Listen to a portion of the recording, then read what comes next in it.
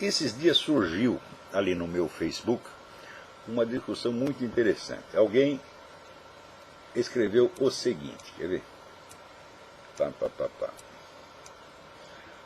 Hoje o professor de Sociologia deu aula inicial sobre Marx. Parecia que ele estava falando do Batman. É um filósofo, economista, estudioso, autoridade, brilhante e mais uma meia hora de títulos. Falou do marxismo como se fosse a maior ideologia jamais desenvolvida e terminou com a velha máxima do deturparam Marx.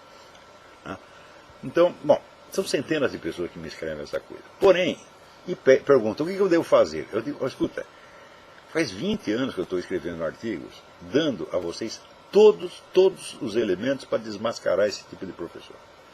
Você vai lá no meu site www.olavodecarvalho.org e simplesmente clica a palavra Marx no aparelho de busca. Você vai ver um montão de coisa que apareceu. Você lê tudo isso, meu filho, você vai estar 1000 vezes mais equipado. Só de você ler esses meus artigos, você vai estar muito mais equipado do que esses professorzinhos de merda, tá entendendo? E eu considero assim que é obrigação do estudante sério desmascarar essas pessoas em público. Não é assim divergir respeitosamente. Né? Quando, por exemplo, o cara fala o negócio do eles deturparam o pensamento de Marx. Eu digo, professor, o senhor sabe quantos já disseram isso antes do senhor? Olha, Stalin subiu ao poder dizendo isso, que o Trotsky estava deturpando Marx, e que ele é que tinha um marxismo verdadeiro. Daí pegou, fez um marxismo muito pior do que o do Trotsky. Daí veio, né, o Mao Tse-tung e disse, não, esses caras são todos revisionistas, eles deturparam Marx, nós é que vamos fazer o marxismo verdadeiro. E daí, como na União Soviética eles tinham matado 40 milhões de pessoas, ele matou 70. Então, cada vez que o sujeito diz deturparam Marx, eu digo, opa, o negócio é para ficar com medo. Agora, só que esse idiota do professor não sabe disso. Ele pensa, quando ele diz deturparam Marx, as pessoas vão entender assim que toda esta violência foi uma deturpação, que Marx, na verdade, é um anjo de caridade. Então, sabe o que você faz, ô menino? Você pega aqueles trechos que eu mesmo citei, você procura no meu site, em que Karl Marx diz abertamente que para o advento do socialismo será preciso exterminar povos e nações inteiras. Ele diz isso com todas as letras. Então você vai lá e esfrega na cara dele, olha aqui, quem que deturpou? Os caras mataram toda essa gente. Ele está fazendo exatamente o que Marx mandou fazer. E você tem que mostrar isso para o cara, em público, e dizer, professor, o senhor não sabe nada a respeito. Nada. Tem que dizer isso na cara. Faça isso uma vez, e sabe o que o professor vai fazer? Ele vai te dar 10 até o fim do curso, só de medo de você repetir a dose. Eu sei isso por experiência. Tem alunos meus que já fizeram e funcionou pra caramba. Tiveram uma carreira universitária brilhante. Todo mundo, não, aí vem o cara que lê os livros, vamos dar 10 para ele. É assim mesmo. Porque esses caras são charlatães, e como todo charlatão, ele não tem segurança interior, não tem fundamento interior. São os caras ocos. E como tá, são covardes. Você vai eles saem correndo. Agora, se você se intimida perante a autoridade do professor e quer ter uma discussão educada, aí ele vai pisar em você e vai acabar com você. Você vê, o Carlos Ramalhete não foi educado, foi educadíssimo no artigo dele, coisa que eu nunca sou. Então, faça objeção educada e você está lascado, meu filho. Você tem que entrar com esse sujeito de pé na cara. Não é fazer insulto leviano. Não. Você tem que demonstrar por A mais B que o sujeito é um charlatão, vigarista, ignorante e que não tem o direito de ser professor de nada, nem de escola primária. Faça isso uma vez, o cara vai se esconder embaixo da mesa. Eu sei como é essa gente, porra. Por isso eu não tive aquele debate com o João Pedro Stedley, que não era um professor universitário, era um líder de massas no Rio Grande do Sul. E ele saiu assim, se eu soubesse que ia ser maltratado desse jeito, não teria vindo. Eu fico com vergonha por ele, porra. Quem é essa gente? Ele precisa se juntar em 1000 para discutir com um. Quando foi o negócio meu Quartinho de Moraes, eu digo, será que o Quartinho de Moraes não é homem suficiente para me enfrentar? Não é, ele precisa de 5.000 para ajudar ele, meu Deus do céu. Para formar uma bola nesse esculhão tem que somar 5.000. Não tem bola, porra. E eles são fortes só porque eles se ajuntam, é sempre assim. Agora pode vir 1000, pode vir 5.000, vocês vão ser desmoralizados do mesmo jeito. Agora, se o aluninho, vamos dizer, se inibe, porque tem gente que até sabe, até estudou, até leu todos os meus artigos, está sabendo tudo, mas se inibe, ele vai me prejudicar na carreira, etc, etc. E isso, quando você puxa saco no sujeito, você está dando poder para ele, um poder que ele não tinha antes. Quer dizer, é a covardia, a omissão e às vezes a preguiça dos alunos que cria a autoridade desses caras. Não deixem isso acontecer, não deixem esses caras levantar a cabeça, não. Então, outra coisa, o negócio do deturpar o Marx. Se você estudar a história, o começo da história do nazifascismo, você vai ver que ali tem um bando de cara idealista. Que depois, quando viram a merda, né, ficaram decepcionados. O Hermann Rauschning é um deles, que saiu correndo para a Inglaterra e denunciou o que estava acontecendo lá. Outros também se decepcionaram, o Louis Ferdinand Céline, o grande romancista. Né? Ué, então quer dizer, será que o argumento do deturparam também não vale para o nazismo? Será que essa desculpa também não serve para o Hitler? Se serve para vocês, deve servir para o Hitler também. Então essa história aqui, olha, outra coisa, se a sua ideologia pode ser deturpada, né? Olha, na Rússia, na China, na Hungria, na Polônia, né? Na Indonésia, no Vietnã, pô, ela foi deturpada durante um século em todo o mundo e você ainda quer que eu acredite nela? Como é possível? Que fraqueza não teria essa ideologia para poder ser tão universalmente deturpada? Né? Também, eles dizem, é verdade, o comunismo matou muita gente, mas o capitalismo também matou. Matou o caralho! Esse equivalentismo foi lançado pelo tal do Livro Negro do Capitalismo, que é uma paródia ridícula. Onde assim, o comunismo matou 100 milhões, então nós temos que arrumar 100 milhões de mortos do capitalismo. Então o que a gente faz? A gente pega, por exemplo, todas as vítimas da Segunda Guerra, de todos os lados, e debita tudo na conta do capitalismo. A gente pega todas as vítimas da Guerra Civil Espanhola e diz que foi o capitalismo que matou todas. Bom, assim é fácil chegar nos 100 milhões. Mas claro que é uma empulhação. Os autores desse livro deviam estar na cadeia. E o editor, seu Emir Sader, também. Porque isso aí é empulhação, isso é estelionato, porra. Quer dizer, por que o estelionato cometido para tirar vantagem financeira é punido e aquele que é cometido para tirar vantagem política não é? Vocês têm que começar a pensar recursos que vocês têm, recursos legais, tá certo? Para obrigar esses caras a agir de maneira honesta, já que eles não têm consciência própria, então seja você a consciência deles. Fala, tu trata de se comportar, senão eu vou atrás de você. Você vê, as pessoas, por exemplo, elas têm medo de ser mencionadas nesse programa. Tanto que, você vê, discute comigo, se ferra, eu quero falar, vão falar mal de mim lá longe, que nem esse o Dugin. Dugin levou uma surra monumental no debate, saiu nem de 4, ele saiu se arrastando que nem cobra, porra. Ele não tinha mais o que falar. Daí o que fez? Foi lá na USP fazer fofoca. Daí ele disse uma frase, que esse Olavo de Carvalho, ele não pertence ao Dasein brasileiro. Daí todo mundo... A frase não faz nenhum sentido. O Dasein é a condição do ser humano, segundo Heidegger. E a condição do ser humano significa estar jogado num planeta sem saber o que está fazendo aí. Eu digo, mas esta é exatamente a minha condição no Brasil. Eu fui jogado lá, eu já falei 1000 vezes, eu sou um pobre espermatozoide português que foi jogado no transoceânico e fui para lá. Então isso é exatamente o Dasein. Quer dizer, qualquer sujeito que tenha nascido no Brasil faz parte do Dasein brasileiro. Quem não faz é o seu... Como eles não sabem o que é Dasein, e eles dizem, se ele diz que o Olavo não faz parte, é porque deve ser coisa boa. Então, agora esse bosta desse Dugin vai lá, fala mal de mim pelas costas. Por que não aproveitou para falar o que tinha que falar durante o debate? Porque não tinha mais nada o que falar. Porque assim, ele é um cara que leu muito, ele é muito erudito.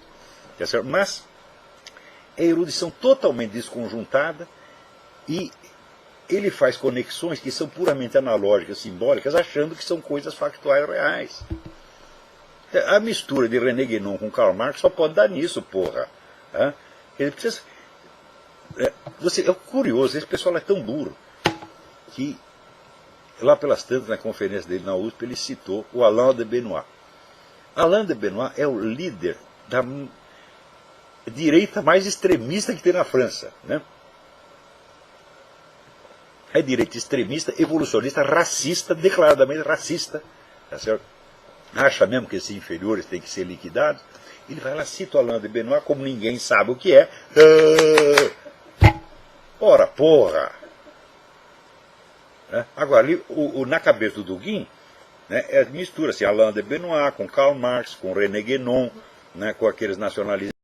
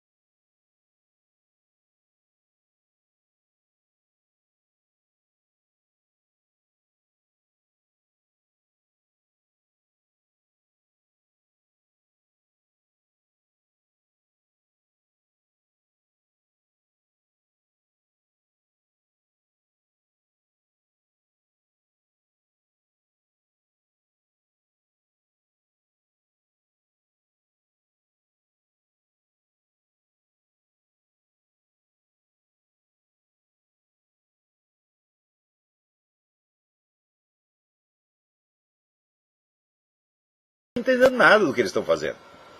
Mas o estereótipo do imperialismo americano tem que valer. Sim, existe imperialismo, sim. Só que não tem nada a ver com o americano, e não é para beneficiar a nação americana, para beneficiar grupos globalistas que hoje estão fazendo tudo o que pode para quebrar a soberania dos Estados Unidos, como fazem o possível para quebrar a soberania dos outros estados. Então, curioso, até no meio marxista, até o Antônio Negri entendeu isso, porra. Hã? Mas o pessoal lá vai ler os livros do Antônio Negri, é muito difícil, porra. Hã? Então, eu acho o Antônio Negri o cara mais inteligente que tem na esquerda. É uma mente disforme completamente, mas alguma coisa da realidade ele vê. Então, quando ele lançou o livro Império, o livro dele, Império, soltava uma teoria do Império que eu tinha apresentado 5 anos antes no Jardim das Aflições. Não que ele tenha me plagiado, ele não leu o Jardim das Aflições, mas o cérebro do mais inteligente dos marxistas funciona com algum atraso em relação ao meu. Então ele soltou a mesma teoria, ele disse, descobri. Né? Então, olha, esse negócio de você soltar a mesma teoria com atraso já me aconteceu e foi até pior. Isso, mas você deve confessar. Quando eu inventei a teoria do conhecimento por presença, eu achei que eu era um gênio. Daí depois eu descobri que a mesma teoria tinha sido publicada por um filósofo árabe no século XI. Né? Então, é um vexame maior que o do Antônio Negri. Só que é o seguinte, eu confesso que ele não. Agora, você vê como essa gente é falsa. Aqui, no programa do Partido Democrata, eles tinham tirado a palavra Deus. E também tiraram a menção a Jerusalém como capital de Israel, porque eles não querem desagradar os palestinos. Bom, daí deu um bafafá, todo mundo começou a jogar tomate. No dia seguinte aconteceu, Deus voltou e Jerusalém voltou. O Fernando Henrique é a mesma coisa. Numa das candidaturas dele a governador, entrevistaram na televisão, perguntaram, o senhor acredita em Deus? Ele falou, não, perdeu a eleição. Na eleição seguinte ele tinha se transformado em um crente, já estava de joelhos, né, confessando, comungando, Nossa Senhora, Virgem Maria. É assim, político é assim, como é que você acredita nessa gente, porra? O Fernando Henrique, ele, nos últimos anos, antes da eleição do Lula, de 98 a 2002, ele provocou uma situação de tumulto econômico, de desgaste no plano real. Isso abriu o caminho para que a população já não suportasse mais a presença do PSDB do governo e suportasse no PSDB. Mas ele já dizia antes para o Lula, você sabe que essa cadeira é sua. E ele recusou apoio ao próprio candidato deles. É sério, o que ele está fazendo? Está trabalhando para o Lula. Por quê? Porque o Bilderberg mandou trabalhar para o Lula. Falou, agora nós queremos o Lula. Sabe por quê? Porque o Lula faz o seguinte negócio com o Banco Mundial. A gente segue a sua política econômica, restaura a economia do país e vamos dizer que é mérito nosso e não do Banco Mundial. Tá certo? Então, e por outro lado, nós instituímos a política de controle socialista de tudo mais, que não interfere diretamente na economia, e o Banco Mundial está satisfeito. É esse o negócio. Esses elementos do grupo de Bilderberg, eles são sempre usados para caminho para a etapa seguinte, né, do plano deles. Né? Mas sem sombra de dúvida. Quer dizer, é o socialismo a longuíssimo prazo, tá certo? E conservando, vamos dizer, um mínimo de liberdades democráticas formais, meramente formais, que no comunismo não existe. Essa é a diferença. Tá? Então, para finalizar, professor, eu quero deixar aqui a dica de um artigo excelente do Edward Griffin, que é publicado no site da Freedom Force International.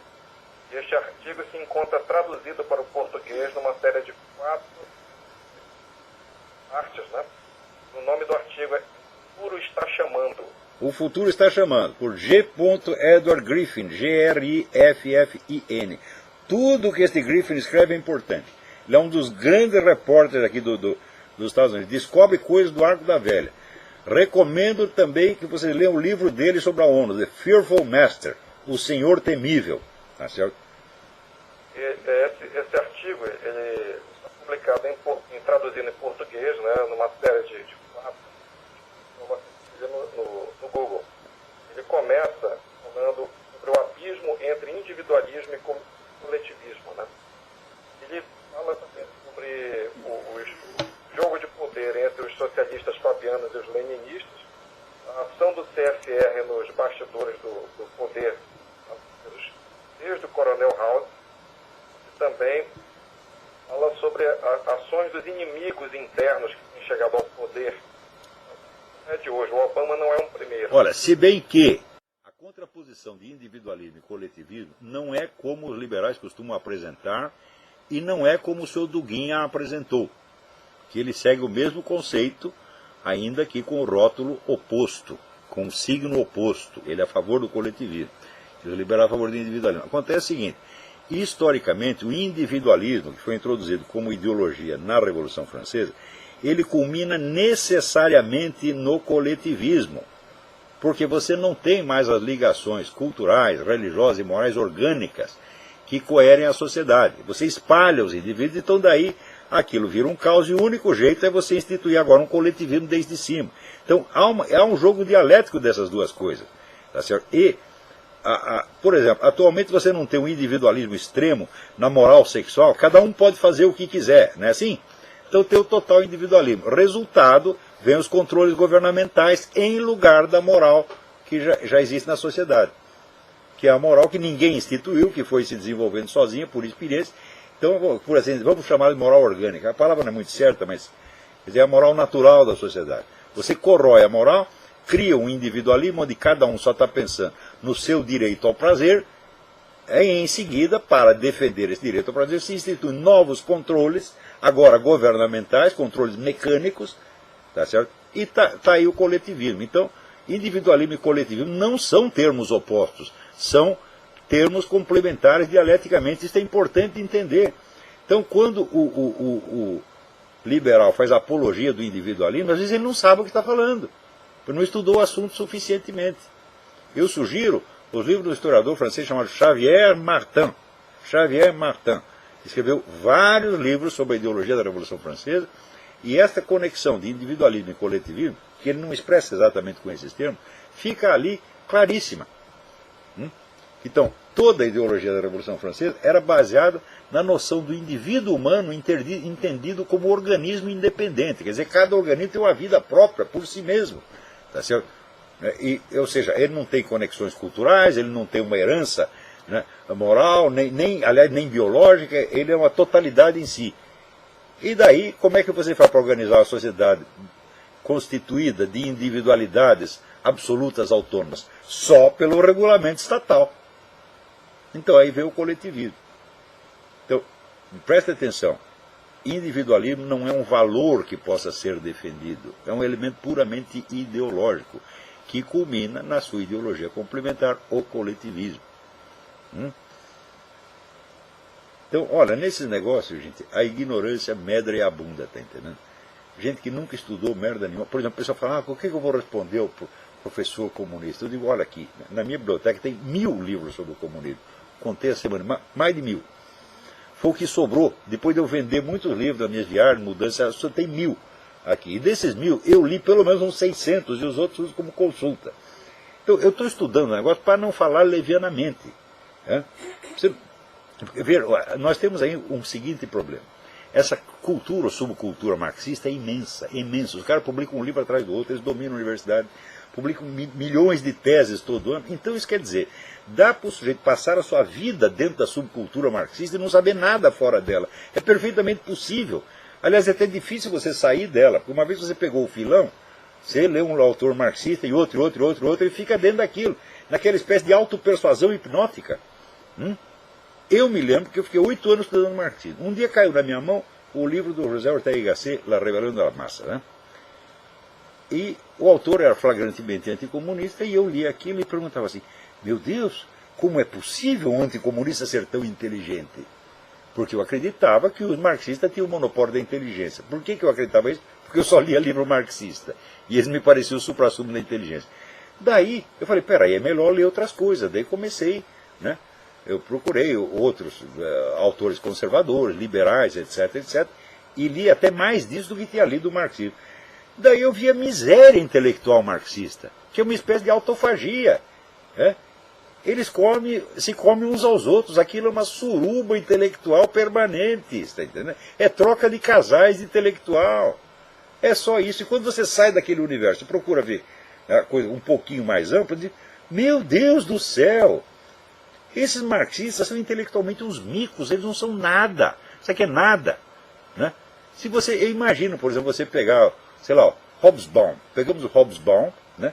Fala, agora, Hobsbawm, eu vou montar aqui uma discussão entre você e um cara qualquer antimarxista, um cara da escola tradicionalista, supondo o Titus Burckhardt. Né? Ora, eu vi a discussão entre um tradicionalista, que é o Rama Coomaraswamy, e o padre Gutierrez, homem da Teologia da Libertação. Eu vi isso no Peru. Meu Deus, o padre Gutierrez saiu dali que não sobrava pedra sobre pedra. Ele estava lá carregando seus órgãos. Aqui ele carregava uma bola do saco, ali o estômago. Né? Todo desfeito em trapos, porra. Foi uma humilhação. Agora, por isso que eles fogem ao confronto e querem tapar a boca dos caras, porra. Eles não aguentam discussão. Você pega essa intelectualidade marxista inteira, essa putada toda da Rússia, pode discutir comigo. Traga 100 intelectuais marxistas. 100! Eu discuto com 100 ao mesmo tempo e vou humilhá-los. Por quê? Porque eles não sabem nada. Porque eles só consomem o que eles mesmos escrevem. E como a bibliografia marxista é enorme, você imagina, por exemplo, só o que foi publicado pela União Soviética, a editora estatal soviética. Foi a maior editora do mundo de todos os tempos, sem contar aquilo que as edições que ela financiava fora da União Soviética, com outras marcas, que você não sabe que é editora da KGB. Então, mas tem muitas editoras, Edition de Minuit na França e outra, que é pura KGB, porra. Então, editorialmente não há como competir com eles. E os intelectuais marxistas só vivem disso. Eles não aguentam ler uma coisa. A prova da ignorância é o tal do dicionário crítico do pensamento da direita, onde tinha apenas 6 autores de direita. E os principais eles nunca tinham lido. Eles nunca tinham ouvido falar nem do Russell Kirk, meu Deus do céu. Do Roger Scruton, nada. Os principais, eles eram 140 professores universitários. Então, ali, dá para traçar aquilo que eu chamo horizonte de consciência da esquerda universitária nacional. O horizonte de consciência é o limite entre o que o cara enxerga e o que ele não enxerga. Então, eles se metiam a falar do pensamento conservador sem saber nada a respeito. E essa ignorância lhes é favorável, porque eles passam essa visão aos aluninhos, os aluninhos acreditam que realmente nada existe fora daquilo. Então, eles são todos o Caio Blinder, né? Tudo blinder, tudo para botar a venda nos olhos, impedir que a pessoa enxergue. E eles mesmos são vítimas disso. Você pega esse Vladimir Safatli, ele é uma pobre vítima de si mesmo, coitado. Né? Como eu disse, o imbecil coletivo é uma coletividade de pessoas de inteligência normal ou até mesmo superior, que se reúne com a finalidade de imbecilizar-se umas das outras. E tem nisso um sucesso espetacular, porque eles ficam burros mesmo. Você vê a Marlene Chauí, na juventude era uma moça de muito talento, além de ser muito bonita na época, agora embagulhou, mas era bonita. Né? Ela ficou ofendidíssima, porque a mulher chamou ela de velha feia. Eu digo, para mim, se me chamar de velho feio, eu digo, você tem toda a razão, você pensa que eu sou quem? Né? O deus Apolo, porra. Mas ela ficou ofendidíssima. Agora, no começo ela não apenas bonita, mas era uma mulher de talento. Só que prostituiu tudo e hoje só fala besteira, fala cada coisa que você fica com dó. Agora, o Safato ele não esperou nem para envelhecer para ficar gaga, ele já veio do bercinho. Tá?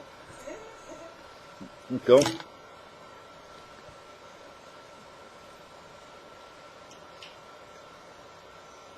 tem mais alguém na linha aí? Alô, quem é? Alô?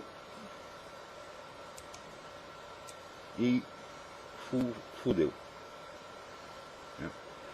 Então, aqui, vejam lá no meu Facebook essa discussão. Quem lançou o negócio foi um rapaz chamado Felipe Amaral. Procura lá o verbete Felipe Amaral, tem uns 40 comentários a respeito, e eu fiz várias intervenções ali, né, contando, por exemplo, que, ó, todos eles se queixam que são vítimas de professores marxistas. Eu nunca fui. Nenhum professor marxista jamais me oprimiu. Por quê? Eu tomei a providência prudentíssima de fugir da escola. Primeira coisa. Segundo, eu fui estudar marxismo porque eu mesmo quis, porque eu mesmo era um idiota. Ninguém me idiotizou. Eu se idiotizei a mim mesmo. Tá certo? Lendo, então, Georg Lukács, né, Theodor Adorno, né, o Louis Althusser, o Regis Debrecht, tudo aquilo maravilhoso durante algum tempo. Aos poucos eu comecei a ver que era furado, e foi o livro do Ortega y Gasset que me abriu definitivamente os olhos. Falar, existe vida inteligente fora do marxismo, deixa eu ver o que é. Quando eu fui ver o que é, meu filho, foi um arraso, né? Então você imagina, por exemplo, um economista marxista discutindo com Ludwig von Mises. Você sabe o que eles fizeram com Ludwig von Mises? O escritório do Ludwig von Mises ficava na parte oriental de Berlim. Quando os russos ocuparam, aconteceu que o escritório dele caiu na área russa. Eles pegaram todos os papéis do Instituto von Mises e foram estudar em segredo. Sumiram com os papéis e ficaram lá estudando. Por quê? Porque ele tinha demonstrado que a economia totalmente estatizada era impossível. E eles fizeram as contas e falaram, caralho, não é que o homem tem razão, e agora o que a gente faz? Daí foram lá, maquiando o comunismo, né? E hoje em dia todo comunista diz, nós respeitamos muito a iniciativa privada. Sim, é claro, na China tem iniciativa privada. Né? Tudo que é país comunista tem iniciativa privada. Por quê? Porque eles fizeram as contas e viram que não dava. Só que em vez de dizer, nós estamos totalmente errados, dizem, não, agora nós vamos maquiar. Né? Nós vamos aqui conservar um pedaço de capitalismo, e quando dá errado nós dizemos que é capitalismo, e quando dá certo nós dizemos que é socialismo. Exatamente o que eles fazem. Quer dizer, essa mesquinharia brasileira é uma coisa assim, incrível. Todo mundo só quer pensar numa coisinha pequenininha, né? E pega aqueles méritos infames, abaixo de medíocres, e beatifica, porra. Pois é, no Brasil, né, o Chico Buarque de Holanda não é um grande escritor? Né? Porra! Né? O Quartinho de Moraes não é filósofo, porra? Escreveu uma porra de um livrinho sobre Epicuro que é uma verdadeira merda. Né?